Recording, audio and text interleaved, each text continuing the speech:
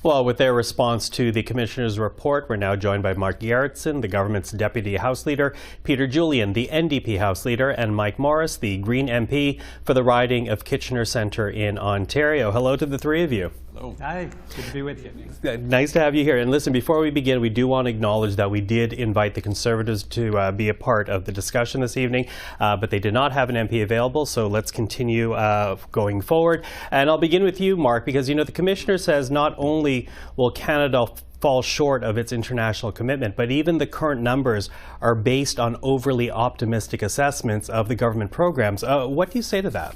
Well, first of all, I mean, we accept the report from the Commissioner. The Commissioner has indicated that we're heading in the right direction, but we need to move faster, and we will obviously do that. One of the things that the report leaves out are the sectors that we're still bringing on board new programming for, such as the oil and gas sector, and our plan to put in emissions caps there. As the Minister indicated, the information and the framework for that will be forthcoming, and we should see that later this year. So I'm very confident that once we get key frameworks in place like that, we will absolutely meet those commitments that we've set out to achieve. And I think it's also really important to also reflect on the fact that, you know, the Commissioner keeps talking about we've fallen short for 30 years. And although that might be true, this government's been in place for 8 years now. And the reality of the situation is that we've had to play catch up on everything that Harper missed. So here we are playing catch up while also tackling our portion of this. And you know, we're moving there. We have to do it. We have to move faster, and we accept and receive that information from the Commissioner. Okay, just quickly, Mark, some clarification. So we're going to see the emissions cap on oil and gas as well as clean fuel regs, in a matter of weeks? Because you say by the end of this year, and the parliamentary calendar is running down. The Minister said that the framework will be available by the end of this year. Okay. Peter, what do you make of it? Given the criticisms and the government's performance, what do you make of this report? Well, I think that's why we've been pushing so hard. Jagmeet Singh and the NDP have been pushing for clean energy to ensure that we're making the investments that are so important. That's part of the bill, C-50, which is ensuring that workers can participate in that clean energy boom that can come with the right investments. We've been pushing on this. As you know, the Conservatives who didn't show up for this panel have been trying to block this legislation. And that's the problem when you have one party in the House of Commons that's climate denying.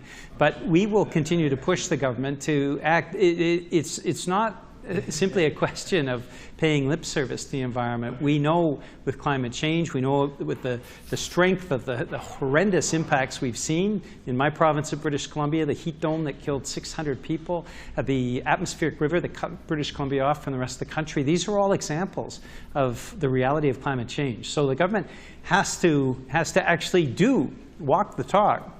And the NDP has been pushing hard so that the government does that. Mm-hmm. Mike, in your reaction, in particular since the Green Party is very much dedicated to this issue, what's your reaction to what you heard today? Well, at a time when the UN Secretary General tells us that the global climate fight will be won or lost in this decade on our watch, what are we seeing?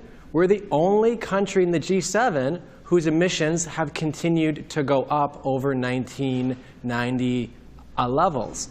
And so what this report lays out really clearly is that, first of all, not only is the target that our federal government has set insufficient, it doesn't meet the science. Well, on top of that, we're not on track to meet the target. On top of that, the assumptions, the Commissioner makes clear, the assumptions that go into us not being on track, those are actually overly ambitious. And all of this before we had a carve-out on carbon pricing last week.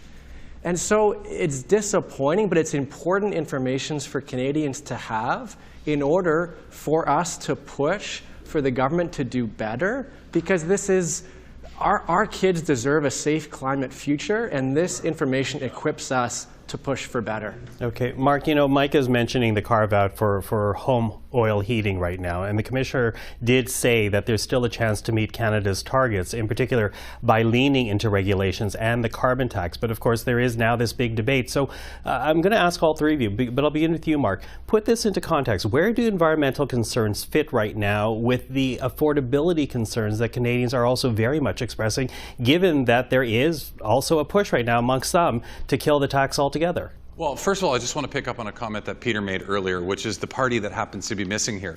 You're talking to the three parties here that want to talk to you about the how. Meanwhile, the one party that's actually asking why isn't even here. So I think that should speak volumes to where the Conservative Party is on this. Now, when it comes to the affordability issue and the carve-out that we saw in recent weeks with the Prime Minister, look, the reality of the situation is that we know that heating with oil is 3 to 4 times as expensive right across the province, right across the country compared to other forms of heating. And we also know that it's the dirtiest. So the objective here was not to carve it out indefinitely. It's to put a 3-year pause on it to give people, and in particular low-income families, the opportunity to be able to transition away to a cleaner form, such as heat pumps. And at the end of the day, that's what we're really trying to achieve from this. So listen, as an environmentalist, am I thrilled about the fact that we are removing the price on pollution from one form of heating fuel? No, I'm not. But I do know at the end of the day, in the long term,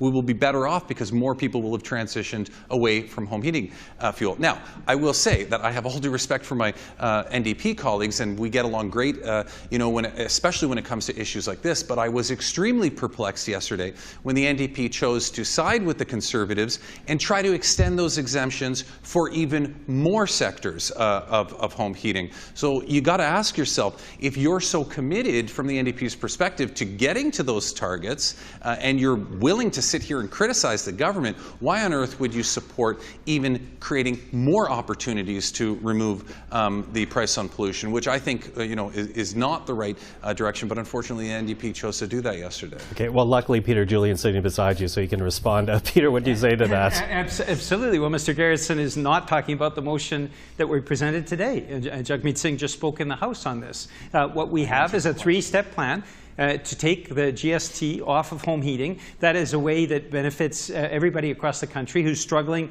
to heat their homes. We are in an affordability crisis, and many families are having difficulty keeping food on the table, keeping a roof over their head, and heating their homes. And so taking the GST off helps everybody, including in my province of British Columbia, including in Quebec, where they don't have a federal price on carbon. Secondly, ensuring that heat pumps are actually rolled out. Taylor Bachrach, who's the MP from Skeena-Bulkley Valley, mentioned today that the Greener Homes program has rolled out in 2 years a grand total of 438 heat pumps.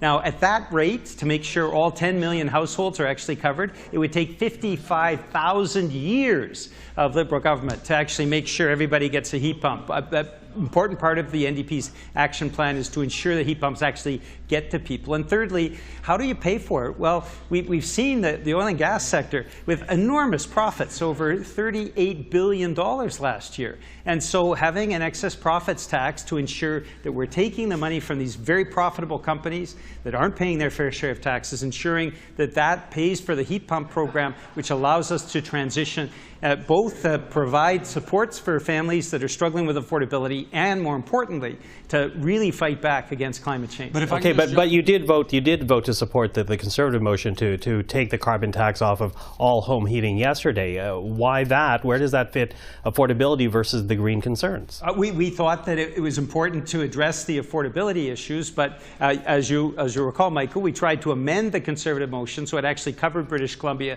and Quebec, and the Conservatives refused.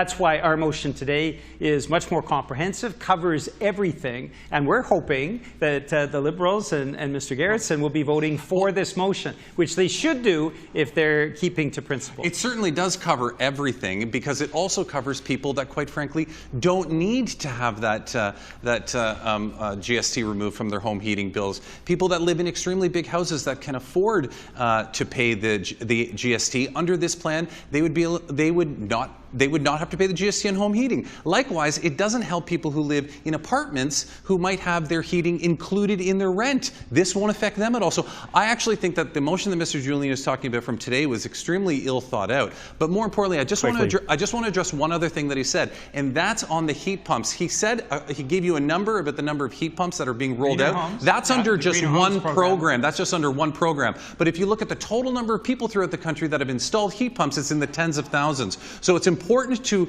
reference the numbers across the entire country, not just one program. Okay, Mark, as Julian's doing. okay, Mark, I got to move on because I do have to get Mike in before we're completely out of time. But to the original question, Mike, where does affordability fit up against a carbon tax right now, which some Canadians are very much concerned about? So we should be concerned about affordability, but we need to be honest with Canadians. Yes, the carbon tax went up 2 cents a litre last year. There are rebates that go with it, though. 80% of Canadians are better off financially as a result. Meanwhile, the profits of oil and gas companies last year went up 18 cents a litre. No rebates whatsoever. And so if we're going to talk about affordability, we need to be honest about the gouging that's being done by oil and gas companies across the country and the fact that right now the federal government's doing nothing about it. And they have done it already with other sectors. We have a Canada Recovery Dividend already for banks and life insurance companies.